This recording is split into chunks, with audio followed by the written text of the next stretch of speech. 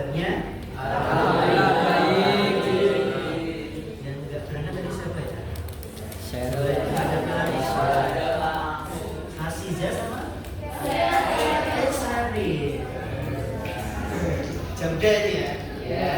Oke, baik, kita mulai di depan. Sudah saya munculkan ini topik pelajaran kita yang paling hot di abad ini.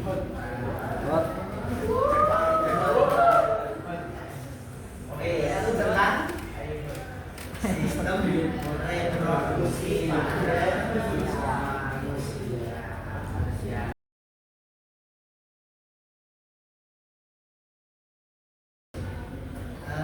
Sebelum kita mulai, coba kalian keluarkan HP-nya dan kalian bisa scan QR code ini.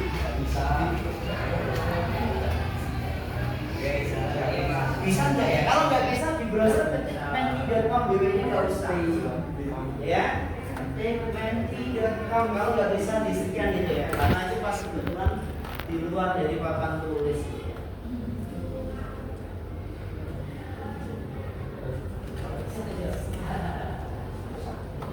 Bisa?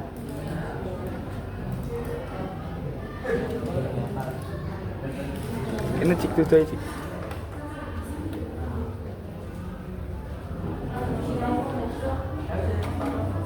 Iya.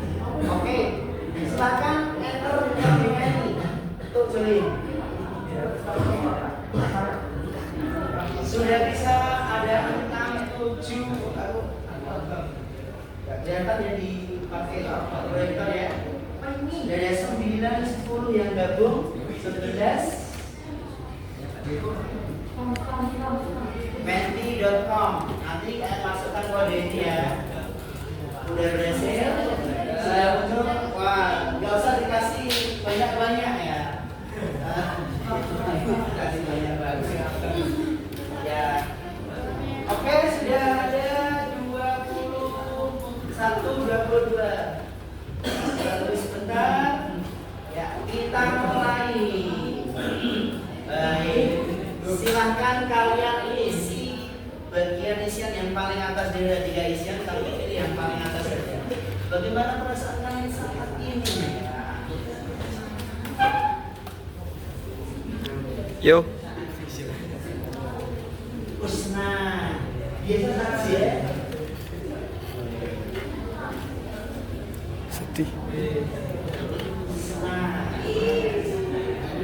Senang sekali. Wah, kok senang tuh?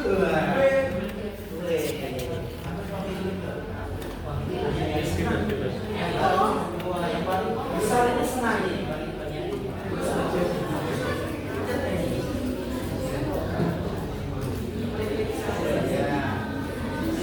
Ada yang sedih. Wah, ini yang sedih ini kenapa ini ya? Kira apa yang bisa sedih?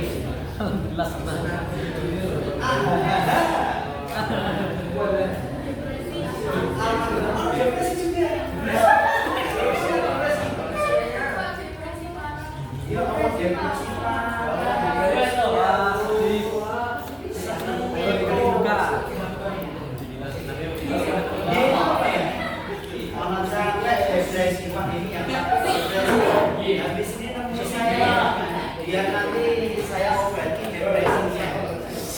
Oke, cukup ya? Kalau udah kita lanjutkan. Selanjutnya siap belajar kan hari ini? Yang jawab sudah siap 7, 8. Belum. Yang berhasil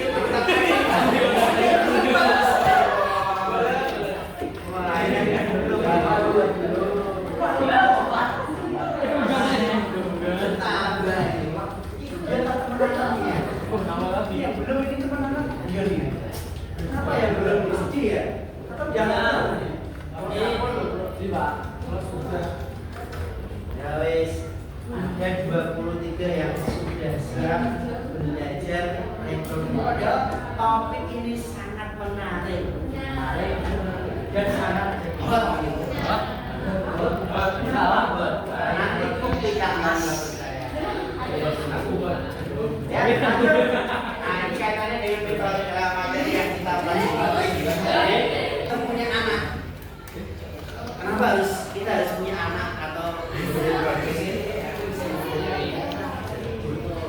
Gak ada.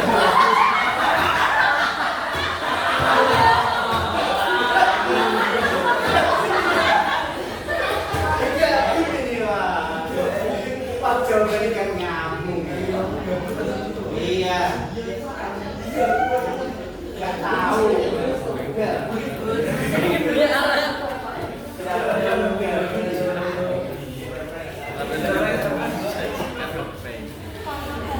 Menyenangkan istri.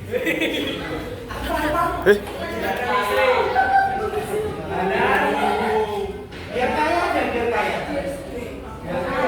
Agar rezeki lancar. Agar rezeki lancar.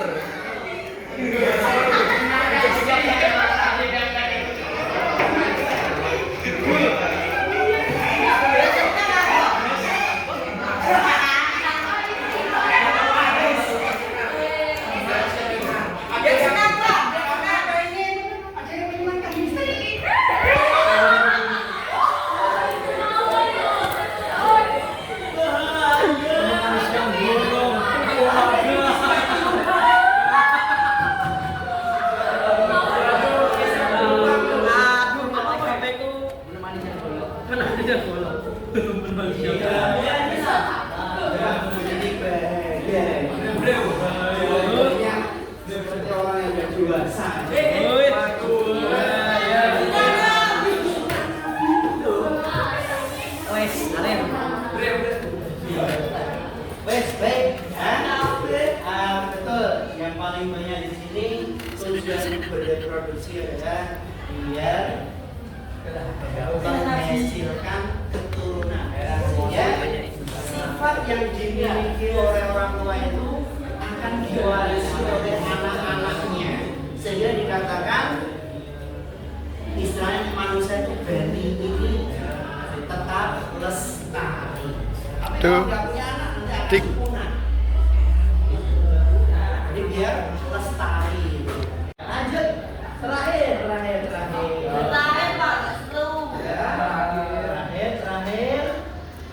kita ke ice breaking sebentar.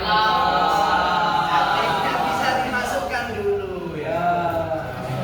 So lagi. Kecewa langsung gitu. Ice breakingnya berduet. Ya. Kasih satu pulpen di tengah. Nanti bukan pulpen. Ya.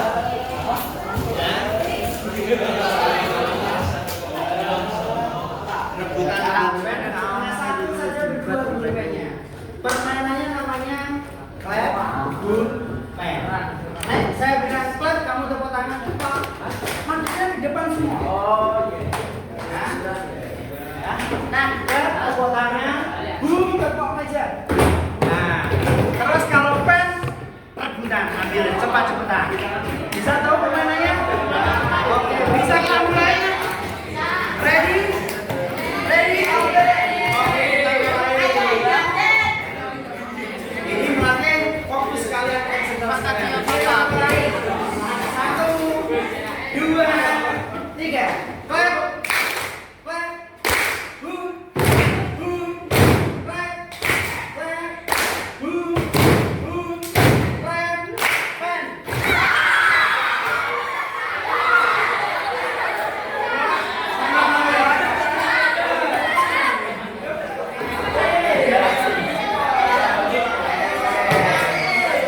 Ada yang rebutan sampai nggak ada yang kalah.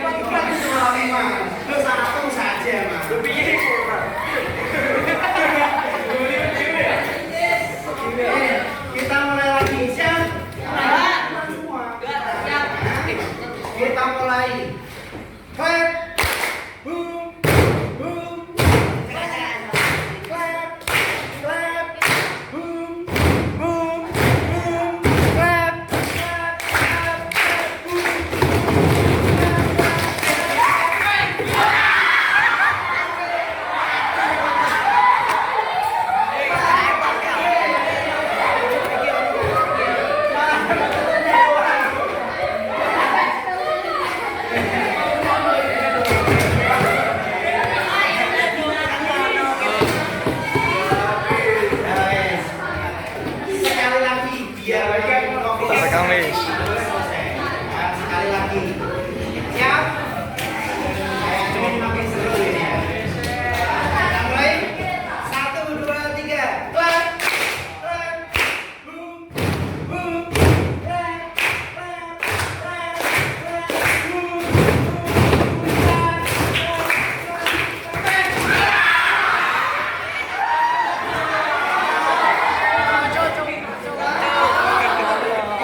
Clap.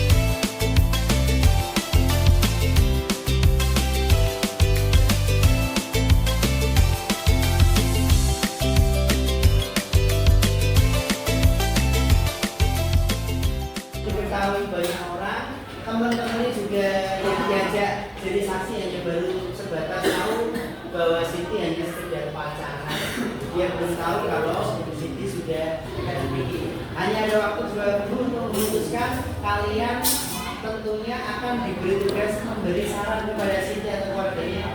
Keputusan apa yang harus diambil kepada Siti dan keluarganya? Apakah lanjut hamil? Apakah aborsi? Kalian harus bisa memberikan argumen yang logis-logisnya biar mereka makin percaya dengan saran kami. Baik, kita mulai. Nah, silakan yang mau ngomong duluan yang aborsi itu karena dari beberapa aspek itu minusnya tuh lebih sedikit daripada nanti lanjut hamil. Seperti misalnya dalam agama emang aborsi itu dosa, tapi dosa itu bisa dimaafkan dan nanti di kemudian hari dia bisa bertobat. Lanjut. Ya.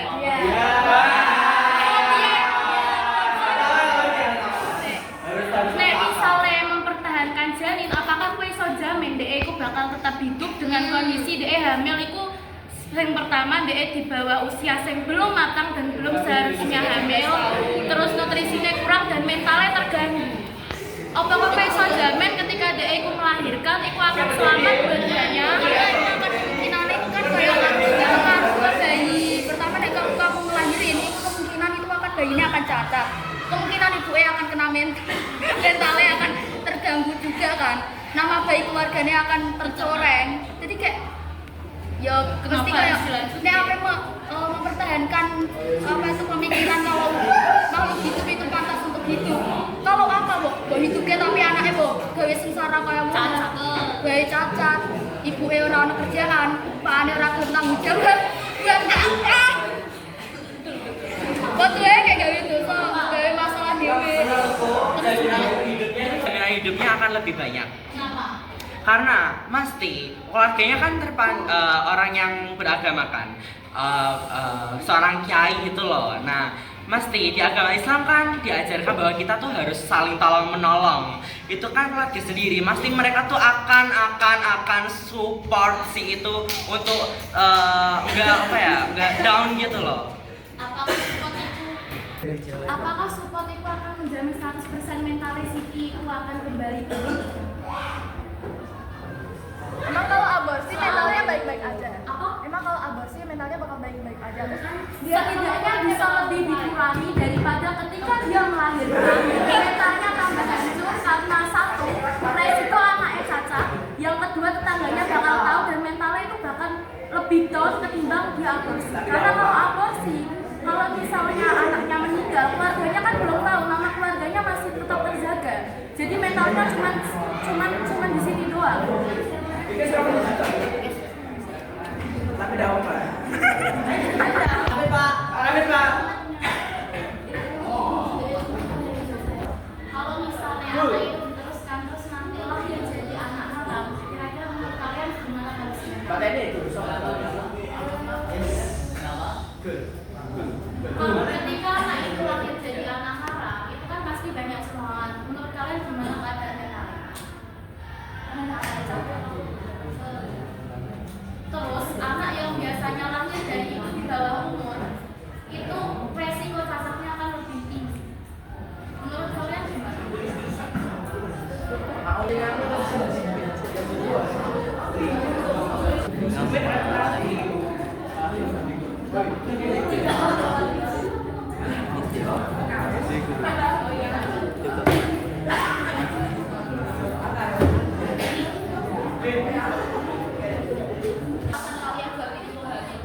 Alasan utamanya tuh alasan milih mempertahankan jadinya Siti itu apa? Kata jadi bertanggung jawab dari kesalahannya.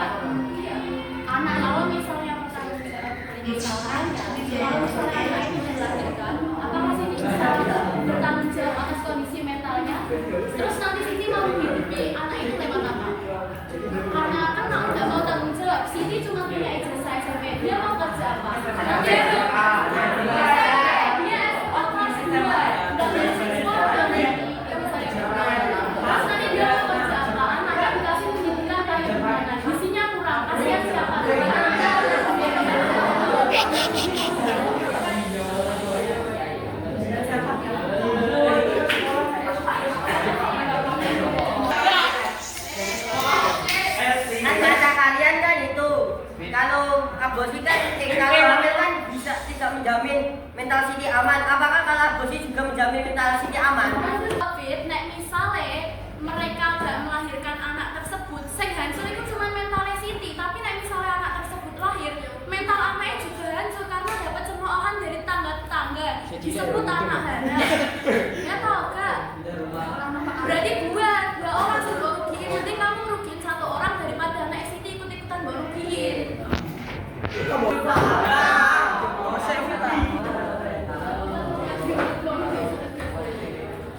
Kenapa nggak menunggu minggu gelar? Karena gini,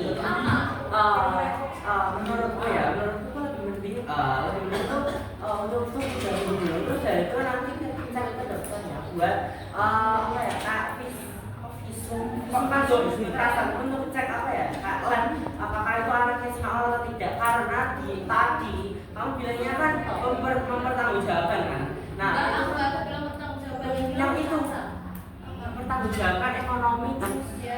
Nah itu kan mempertanggungjawabkan tuh. Nah itu tuh kan kalau sisa kawan si Makmur, jadi Makmur juga sama keluarganya harus itu bisa Tapi kan membiayai. udah diceritain dalam Pak Faizin, Makmur nggak mau tanggung jawab, berarti itu udah 100% tanggung jawabnya Siti. Ateni Makmur.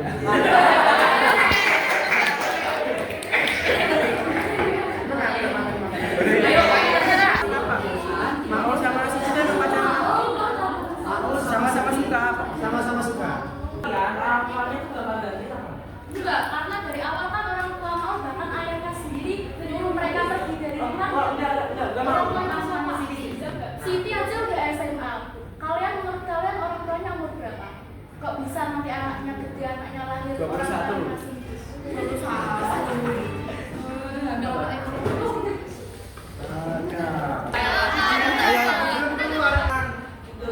Kebet.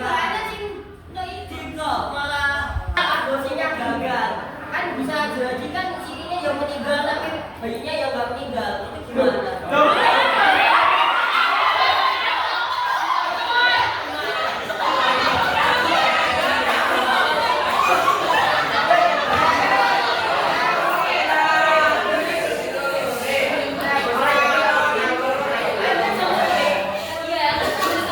Iya, tapi kan hamil melanjutkan kehamilannya itu juga nggak menjamin mereka berdua selamat. Resiko mati.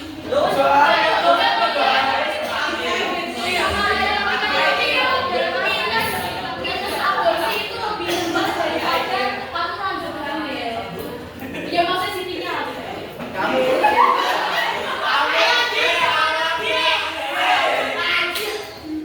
Menurut pasal 13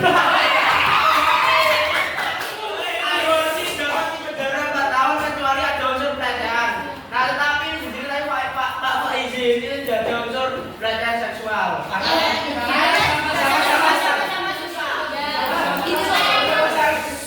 Dari segi hukum, aborsi emang salah. Tapi itu kan nggak ada orang yang tahu kecuali keluarganya sendiri. Apa mungkin keluarganya sendiri bakal lapor ke hukum? Kalaupun Maul yang lapor, Maul kan bisa berlapor karena yang sudah tanggung jawab soal anak.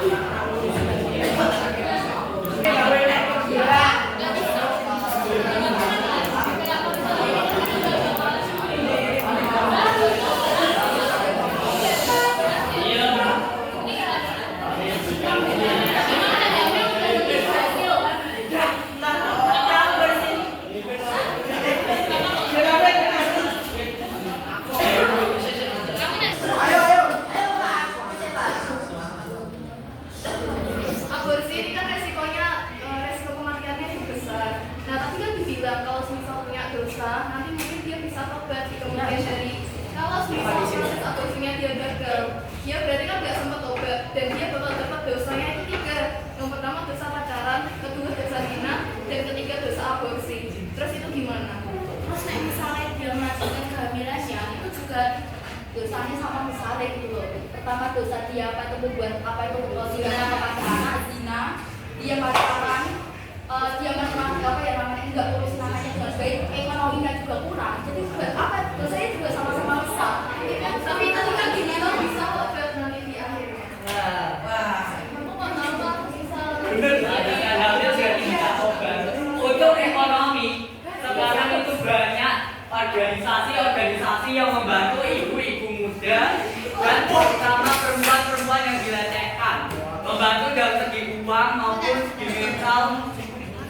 dibawa ke psikolog ada itu.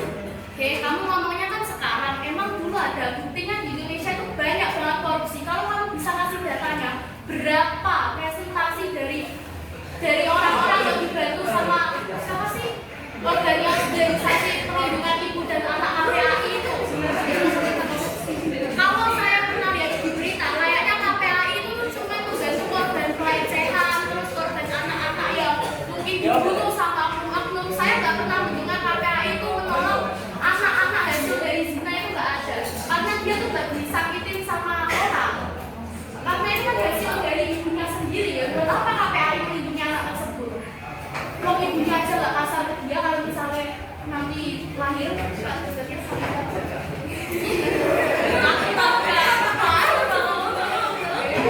Kalau tadi katanya kan dalam boti kan nggak ada yang tahu, tapi menurut pepatah sepadan-padannya supaya melompat pasti akan ketahuan, pasti akan jadi juga.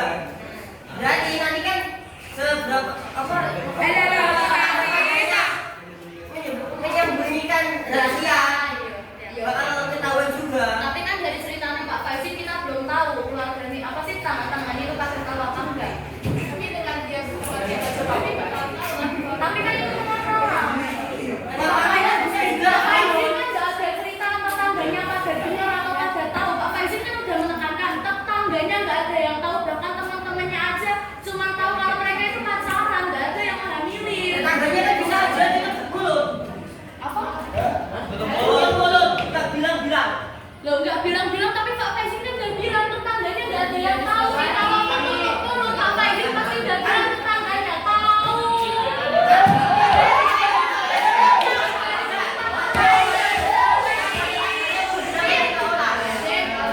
Pak Faizi bilang apa? Bilang itu tanya masih mas, kamu bisa tahu dari mana kalau itu tinggal di belakang perkotaan, rumahnya dempet-dempetan kayak orang. Udah bilang kalau itu bukti rumahnya itu di pedesaan kok. Rumahnya kan udah ditentukan itu, rumahnya pasti jauh-jauh gitu loh.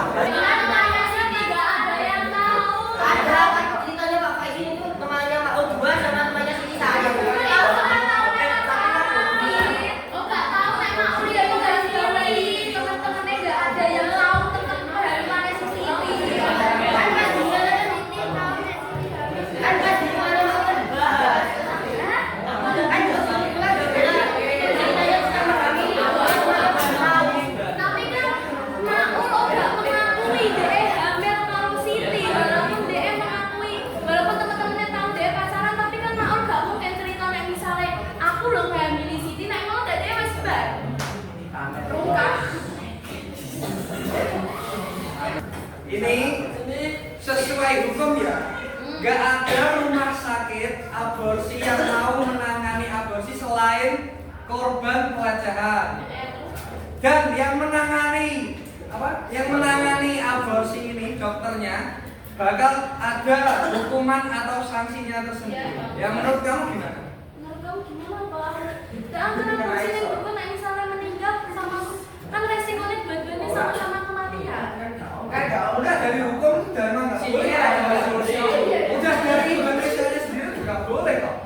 Gak ada rumah sakit yang mau menangani ya. Dan dia kan aborsi kan ada obat-obat yang dijual di apotek secara bebas untuk menggugurkan kandungan. Bahkan kamu makan buah-buah seperti nanas kayak gitu-gitu secara bebas aja bisa keguguran loh ya.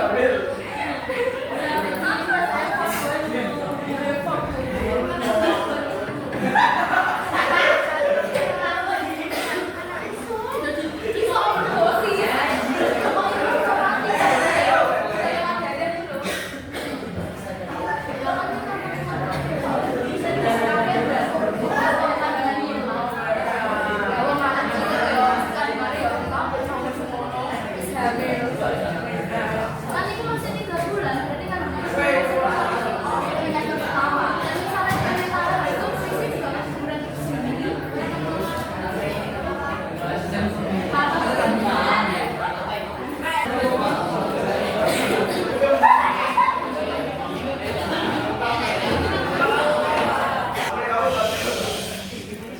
kan punya resikonya itu tinggi, termasuk kematian atau misal kehamilan selanjutnya itu bakal terganggu.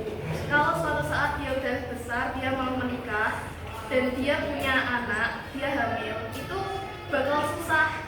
Terus itu gimana? Dan nanti tetangga mandu itu susah. Dan apakah tetangga ada akan bertanya kenapa kok bisa mandu? Akhirnya kalau misal dicari tahu, pada suatu saat dia bakal ketahuan kalau dia pernah aborsi dan aborsinya itu karena perzinahan. Dan apakah akhirnya nggak akan sama jadi cemooh? Pelan-pelan kamu tadi tanya. Misalnya dia nggak punya anak, kan sekarang ada yang namanya program bayi tabung. Kalau misalnya masih bayi tabung pun masih nggak bisa, kan ada yang namanya anak adopsi. Apakah tetangga yang nanti kemudian hari itu pikirannya masih deso banget dengan bertanya kenapa mandul? Nggak ada tetangga kayak gitu tuh kalau di kemudian hari nanti. Kalau misalnya tetangganya itu nggak mungkin ngulik-ngulik sampai dalam ini penyebab dia mandul itu apa tuh nggak akan tahu. Nggak pernah ya sampai sekarang kalau itu yang namanya tetangga itu sampai ngulik sedalam itu apa penyebab dia mandul. Paling cuma ditanyain kalau belum datang sampai saat ini cuma itu juga nggak ada pertanyaan lain.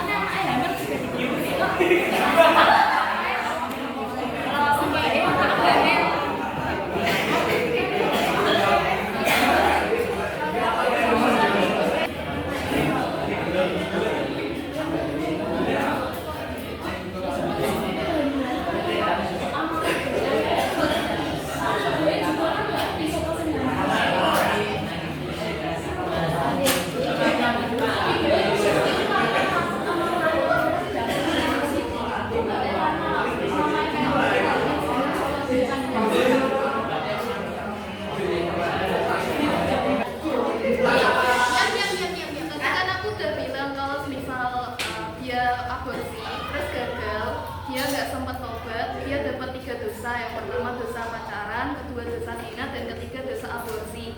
Nah dia kan nggak sempat tobat. Beda. Itu kan nggak sempat tobat. Yang bilang pacaran sama zina itu juga. Dari hubungan bagian dan pacaran gitu. Intinya dia kan dapat dosa itu nggak sempat tobat. Sementara kalau dia lanjut hamil, dia masih bisa ada kemungkinan untuk tobat. Terus itu gimana? Sementara urusan akhirat itu jauh lebih berat daripada urusan dunia. Nah misalnya tadi aborsi itu kan kemungkinan meninggal. Terus kalau meninggal dia kan juga dapat dosa. lagi lanjutin hamil, nanti kan juga ada kemungkinan meninggal dan juga dapat dosa lagi dia nggak sempat nanggung kan sama-sama resikonya itu meninggal, tapi resiko untuk apa itu negatifnya itu lebih banyakkan dari yang melanjutin kehamilan gitu. Nah misalnya kamu nggak tahu, nah misalnya aborsinya bakal gagal, kan aku bilang kalau semisal, dan terus kalau misalnya semisal aku tanya balik ke kamu melahirkannya gagal terus meninggal, habis itu dosanya bisa dia obatnya saat dia masih itu mengandung, saat dia masih mengandung dia bisa obat, akhirnya dosanya bisa menggabung. Dan terus dalam waktu itu kan Pak Versi bilang ada waktu 2 minggu. Dalam waktu 2 minggu itu apa nggak bisa juga dia tobat sebelum dia melakukan aborsi? Kan masih ada waktu 2 minggu. Aborsi kan setelah 2 minggu keputusan ini dibuat, berarti masih ada 2 minggu waktu untuk dia tobat dong kalau ngomongin soal dosa. Tapi tetap aja dia bisa aborsi tetap dosa lagi dan dia malah meninggal.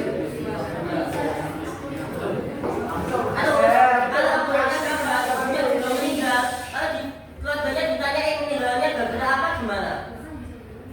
Ya kok mereka kan bisa pulang?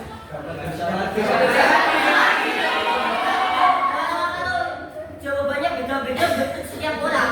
Nanti Pak bisa beda-beda kenapa jawabannya?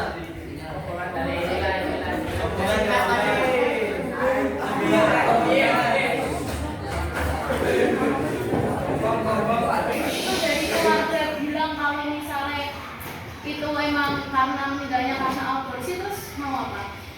Dia kan sama-sama malu, tapi kan yang poin pentingnya anaknya kan gak ikut menderita kalau nanti dilahirkan.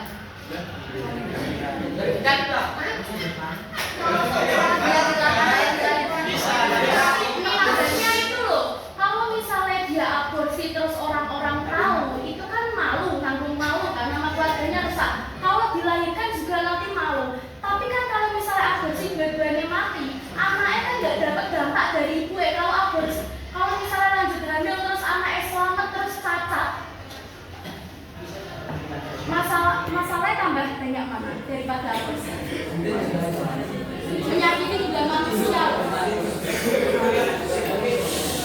Memang orang itu punya kesempatan untuk hidup, tapi kan anak itu nggak bisa milih dia hidup di dunia ini karena perlakuan jinak dari orang tuanya. Kalau misalnya lahir cacat atau kekurangan gizi, kamu sama jenis manusia seumur hidup loh, dengan maksain dia lahir dalam keadaan cacat. Padahal dari awal udah tahu kehamilan Siti itu udah di bawah umur, nutrisinya udah pasti kurang, terus dia juga kan dapat cemoohan, pikirannya itu pasti akan penuh. Emang bagus buat janinnya kalau misalnya lahir. Terus Fit, menurut yang kemarin tak baca, itu data deputi BKKBN, 30% kematian anak ibu itu karena orang